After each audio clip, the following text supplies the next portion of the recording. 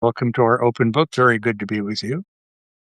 It'll be a relatively quick one tonight because I don't know if you've heard this, but the Chicago, what are they called, Maggie? Chicago what? Peacocks? Peacocks. Yeah, Chicago. I know I've not seen anybody, one person. Let's see, are we on such Yeah, thing? we are. We've got, Okay. 20 plus people. I All right. can see them. All right, good. I'm just not seeing anybody's comments showing up. Oh, they are here. All right. Well, very good to see everybody. I'm going to read a little T.S. Eliot. I had the pleasure of going to a birthday celebration today for our friend Lee Shore, who was married for many years to my old colleague and wonderful friend, Daniel Shore. Lee is 95. What a life. Lee Bamberger. There's a little girl in Berlin. Um, the Nazis came to power. Family was able to get out, came to the United States. Um, God bless. What a wonderful life. And how warm and wonderful she's been to all of us. And she's in great shape. What can I tell you? Absolutely. 95. And her son Jonathan and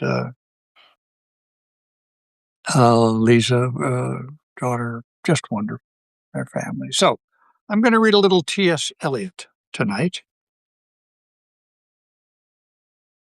If that's all right with you. Let me see. I'm going to begin with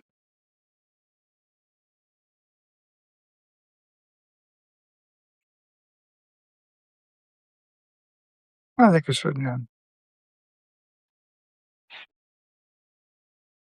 Among the smoke and fog of a December afternoon, you have the scene arrange itself as it will seem to do, with I have saved this afternoon for you. And 4 wax candles in the darkened room, 4 rings of lights upon the ceiling overhead. An atmosphere of Juliet's tomb, prepared for all the things to be said or left unsaid. We have been, let us say, to hear the latest Pole transmit the preludes through his hair and fingertips. So intimate this Chopin, that I think his soul should be resurrected only among friends. Should 2 or 3 who will not touch the bloom that is rubbed and questioned in the concert room. And so the conversation slips among the velatize and carefully caught regrets through attenuated tones. The violins mingled with remote coronets.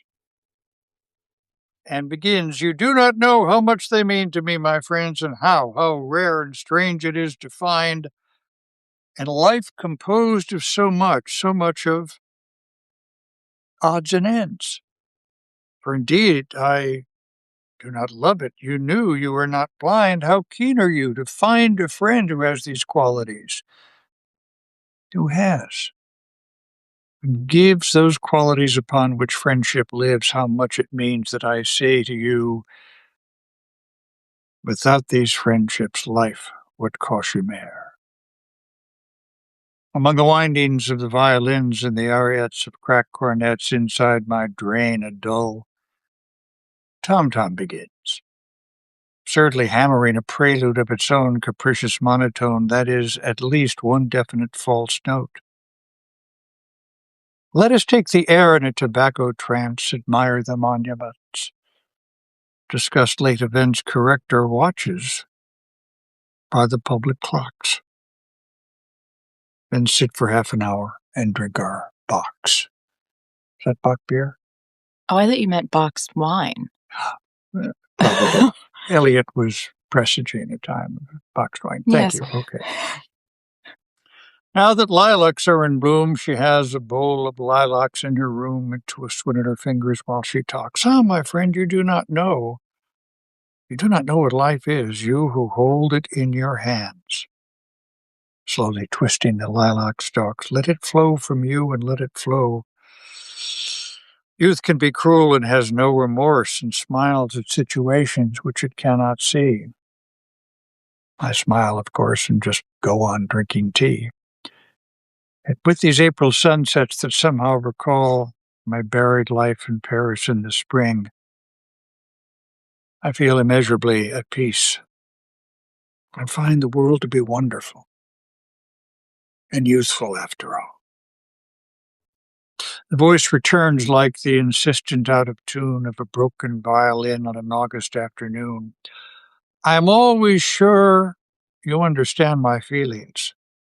Always sure that you feel that across the gulf you reach your hand. You are invulnerable. You have no Achilles heel. You go on, and when you have prevailed, you can say, at this point, many a one has failed. But what have I, my friend, to give you? What can you receive from me? Only the friendship and the sympathy. I shall sit here serving tea to friends. I take my hat. How can I make amends for what she has said to me? You will see me any morning in the park, reading the comics in the sporting page, particularly as I remark, an English countess goes upon the stage. A Greek was murdered at a Polish dance. Another bank defaulter has confessed. I keep my continence. I remain self-possessed, except when a street piano, mechanical and tired, reiterates some worn-out common song with the smell of hyacinths across the garden, recalling things that other people have desired, right or wrong. As night comes down, returning as before, except for slight sensation of being ill at ease, I mount the stairs and turn the handle on my door and feel as if I had mounted on my hands and knees. And so you were going abroad. When do you return? But that's a useless question. You hardly know when you're coming back. You'll find so much to learn. My smile falls heavily among the bric-a-brac. Perhaps you can write. My self-possession flares up for a second. This as I had reckoned. I have been wondering frequently of late that our beginnings never know our ends. I feel like one who smiles and turning shall remark suddenly his expression in a glass. My self-possession gutters. For everybody said so, all our friends, they were sure our feelings would relate so closely. I myself can hardly understand. We must leave it now to fate. They will write at any rate. Perhaps it's not too late. I sit here serving tea to friends. And I must borrow every changing shape to find expression. Dance, dance like a dancing bear. Cry like a parrot, chatter like an ape. Let us take the air in a tobacco trance. Well, and what if I should die some afternoon gray and smoky, evening yellow and rose? Should die and leave me sitting pen in hand with the smoke coming down among the housetops. Doubtful for a while, not knowing what to feel or if I understand or whether wise or foolish, tardy or too soon. The music is successful in the fall. I should have the right to smile. T.S. Eliot.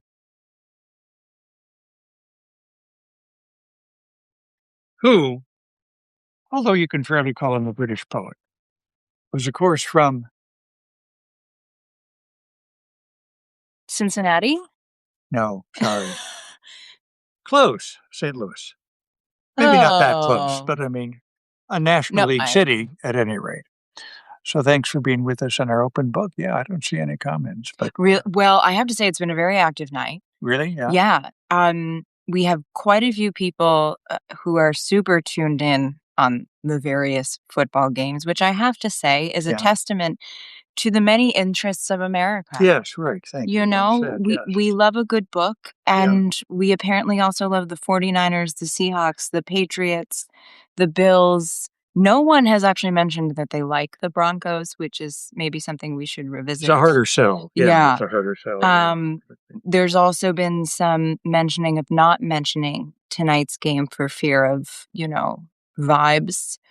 And a lovely shout out to one of my favorites, Mrs. Patricia Rutledge of Mrs. Bouquet, Mrs. Bucket of Keeping Up Appearances on the BBC. Oh, I'm sorry. Yes. Forgive me. Oh. So I'm quite sad you can't see all these comments because it's been very active. Yes. Well, thanks for being with us in our open book. And we might see if certain forms of communications are working right now. Yeah. We're going to spend some time with that today. Yeah. So thanks for being with us, and see you later. Tomorrow night we're going to read from Martin Luther King's letter from a Birmingham jail on Martin Luther King Day. Take care. Bye-bye.